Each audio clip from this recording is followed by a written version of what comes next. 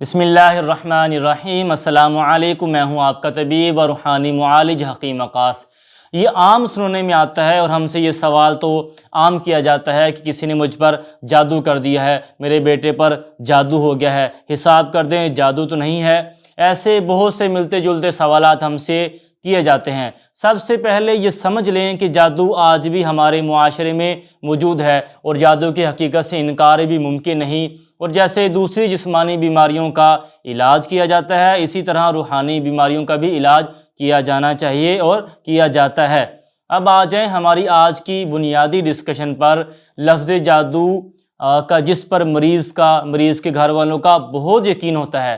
سمجھ لیں کہ آج کے جدید سائنٹیفک اور ٹیکنالوجی کے دور میں، جس میں ہر شخص کسی نہ کسی پریشانی، غم و غصے، فکر، جسمانی کمزوری، معاشی فکر، گناہوں کی کثرت، اللہ سے دوری، عبادت سے بے راہ روی کا شکار ہو، وہ جادو نہیں بلکہ مریض اور مریض کے گھر والوں کا خود ساختہ کریٹ کیا ہوا ایک فوبیا، وہم، خوف ہے، جو انگزائٹی، ڈپریشن کی شکل اختیار کرتا چلا جاتا ہے۔ یہاں پہلے سے انگزائٹی اور ڈپریشن ہی جادو بن کر جادو کا فوبیا، وہم بنتا ہے۔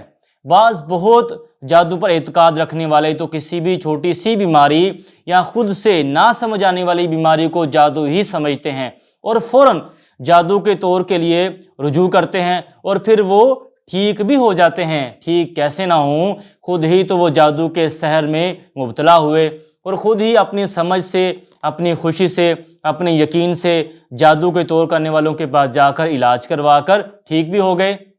لیکن یہ خوف کا نہ ختم ہونے والا سلسلہ ایک مرض سے دوسرے مرض یا کیفیت سے بدل کر چلتا ہی چلا جاتا ہے۔ پھر جس مریض نے خود سے ازیوم کر لیا ہو کہ اس کو جادو ہے، وہ اپنے علاج کے بعد پھر جب کسی دوسرے کو پریشانی، ڈپریشن، انگزائٹی کی حالت میں دیکھتا ہے تو اس کو بھی بتاتا ہے کہ تم پر کسی نے جادو کر دیا ہے، اور اپنی مثال بھی پیش کرتا ہے اور وسوسہ ڈالنے والوں کی فہرست میں شامل ہو جاتا ہے۔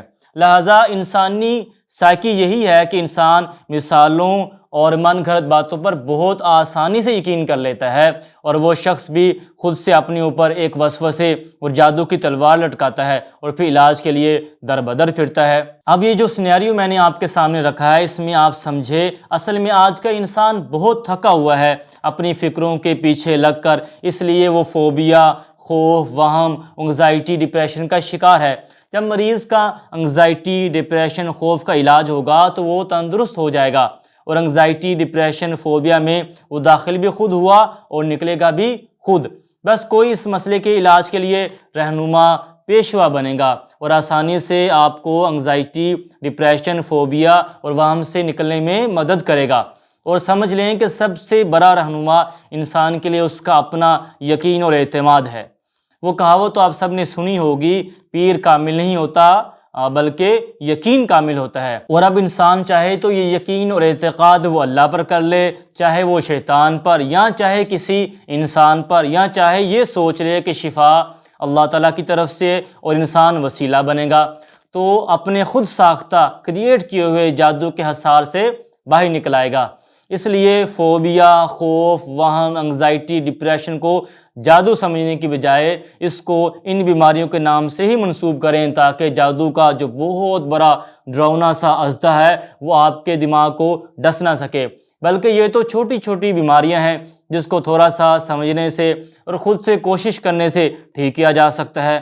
اور اگر کسی طرح کوئی جسمانی بیماری محسوس ہوتی ہو تو جادو کے وہم، خوف سے اور وسوسے میں آنے کی بجائے بیماری کو ڈائیگنوز کروائیں اور مستند طبیب، حکیم صاحب سے، ڈاکٹر سے علاج کریں۔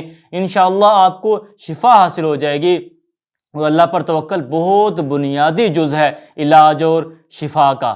اس لیے کوئی بھی روحانی عمل، وظیفہ، علاج اللہ پر یقین کے بغیر مکمل اور پر اثر نہیں ہوتا۔ اور جب آپ اللہ کریم پر یقین رکھتے ہوئے قرآن کی کوئی آیت بھی ہم تلاوت کرتے ہیں یا سنت نبوی صلی اللہ علیہ وآلہ وسلم کا کوئی عمل، وظیفہ پڑھا جائے، تو اللہ کریم اس آیت اور حدیث مبارکہ کے ذریعے سے آپ کے دل کی ہر مراد پوری فرماتے ہیں اور ہر بیماری اور وسوسوں سے شفا عطا فرماتے ہیں۔ دعا ہے کہ اللہ کریم تمام مریضوں کو شفا عطا فرمائے، تمام بے اولادوں کو اولاد سے نوازے اور تمام مصیبتوں میں مبتلا افراد کی دستگیری فرمائے، آمین یا رب العالمین۔ اس کے ساتھ ہی آپ کا طبیب حکیم وقاص صاحب سے اجازت چاہتا ہے۔ نیکسٹ ویڈیو میں ایک نئے ٹاپک کے ساتھ آپ سے ملاقات ہوگی، تب تک کے لیے اجازت، اللہ حافظ۔